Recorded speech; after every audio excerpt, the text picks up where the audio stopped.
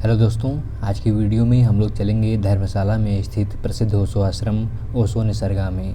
यहाँ पहुँचने के लिए सबसे नज़दीकी रेलवे स्टेशन है पठानकोट का, जहाँ से यहाँ की दूरी है 82 किलोमीटर। सबसे नज़दीकी हवाई अड्डा गग्गल का एयरपोर्ट है, जो कि यहाँ से मात्र 7 किलोमीटर की दूरी पर है। धर्मशाला बस अड्डे से यहाँ की दूरी है 9 किलोमीटर। अगर आप दिल्ली या चंडीगढ़ से या पठानकोट से बस से आ रहे हैं यहाँ पर, तो धर्मशाला पहुँचने से पहले 6 किलोमीटर पहले आपको चेत्रू नामक जगह पर उतर जाना है। यहाँ से आश्रम की दूरी मात्र 5 किलोमीटर है। आप आराम से यहाँ पर पहुँच सकते हैं। सीहला नामक जगह पर है ये ओशो निसर्गा।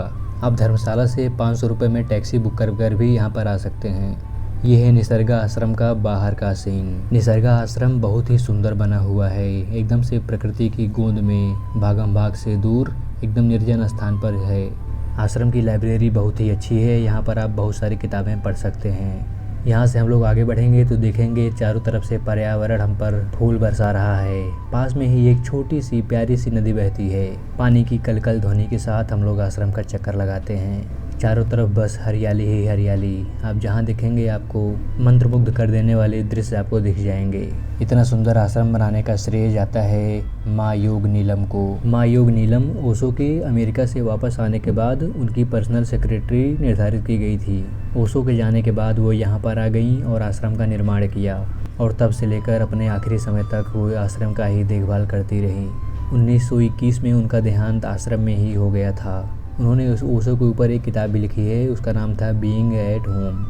अब बात कर लेते हैं कि यहाँ पर रुकने की क्या व्यवस्था है। आश्रम में शिविर लगाए जाते हैं। लगभग महीने में 1 या 2, कभी कभी 3 शिविर भी हो जाते हैं। उसके हिसाब से जो लोग आते हैं उनको खाने रहने के साथ साथ रुकने का भी व्यवस्था किया जाता है, और उसका कंप्लीट चार्ज लिया जाता है। मिनिमम चार्ज यहाँ पर है लगभग 1500 रुपये। यहाँ पर डॉर्मेट्री की सुविधा नहीं है। यहाँ पर 2 बेडरूम, 4 बेडरूम कॉटेज आपको मिल जाएंगे, डिलक्स कॉटेज मिल जाएंगे, और रिवर फेसिंग रूम मिल जाएंगे।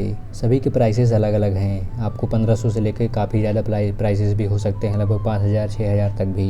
यहाँ के रूम्स बड़े ही अच्छे, बड़े ही साफ़ सुथरे और बड़े ही सुविधानुसार हैं। चारों तरफ से कांच भी लगे हुए होते हैं, जिससे आप पूरे वातावरण को, नदी को देख सकते हैं। चलिए अब हम लोग आगे बढ़ते हैं और चलते हैं ध्यान कक्ष की ओर। यहाँ का ध्यान कक्ष बहुत ही सुंदर है और बहुत ही शांत जगह पर बनाया गया है।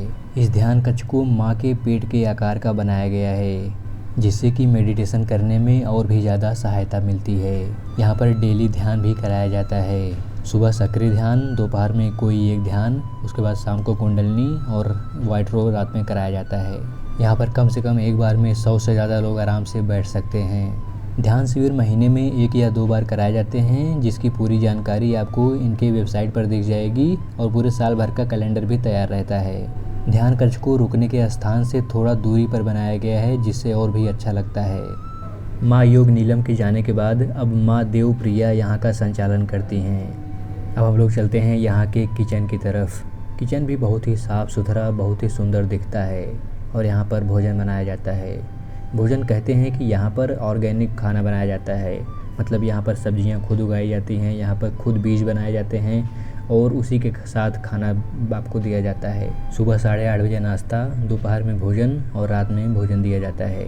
पूरे आश्रम की व्यवस्था बड़े ही सुचारू ढंग से चलती है। यहाँ पर वाइट और मैरून रोब को अनिवार्य किया गया है। अगर आपके पास नहीं है तो यहाँ पर आप खरीद भी सकते हैं। तो ऐसे शांत वातावरण में और ओशो को समर्पित होने के लिए यहाँ पर आपको जरूर आना चाहिए। इस वीडियो को यहीं पर समाप्त करते हैं, और बहुत ही जल्दी हाजिर हो जाऊँगा एक नए और धमाकेदार वीडियो के साथ। तब तक के लिए हंसते रहिए, मुस्कुराते रहिए, और अपना ख्याल रखिए, और इन वादियों में खो जाइए।